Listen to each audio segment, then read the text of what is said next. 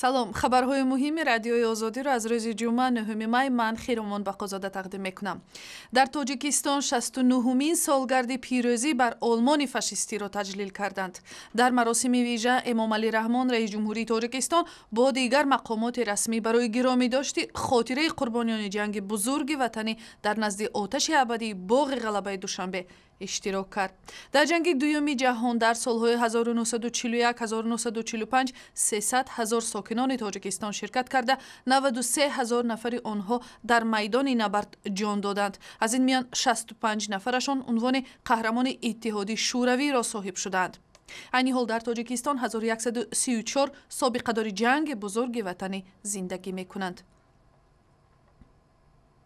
мақомоти расмӣ мегӯянд намояндагони баландпояи Тоҷикистону Қирғизистон рӯзи 13 май мавзӯи низоъ дар байни сокинони ду рӯстои марзиро баррасӣ мекунанд, ки ахиран даҳҳо нафарро маҷрӯҳ бар ҷой гузошт. дар занозаниву сангандозии миёни сокинони рӯстои хоҷаи аълои ноҳияи Исфара ва Куктоши Қирғизистон шоми 7 май 8 тоҷику 17 қирғиз маҷрӯҳ шуданд.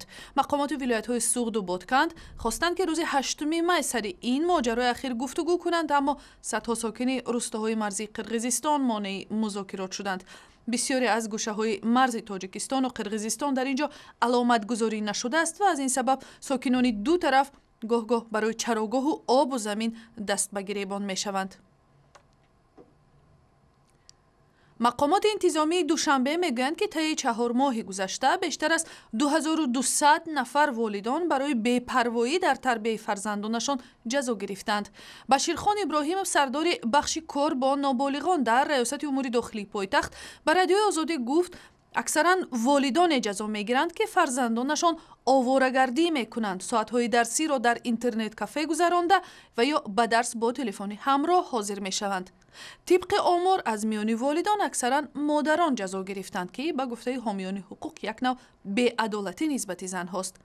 дар Тоҷикистон соли 2011 қонун дар бораи масъулияти падару модар дар таълиму тарбияи фарзанд қабул шуд, ки бар тибқи он мақомот ҳақ доранд волидонро барои беаҳамиятӣ ба таҳсилу тарбияи фарзанд ҷазои маъмурӣ диҳанд. мақомоти расмӣ мегӯянд Сохтмони маркази фарҳангиву фароғатии Тахти Наврӯз ва ё бузургтарин чойхона дар Осиёи марказӣ то 3 моҳи дигар ба поён мерасад. дар бунёди Тахти Наврӯз, ки дар маркази Душанбе ва каме дуртар аз қасри миллат воқеъ аст, ба гуфтаи мақомот усулҳои қадимаи меъмории тоҷикон ва технологияҳои муосир истифода шудааст.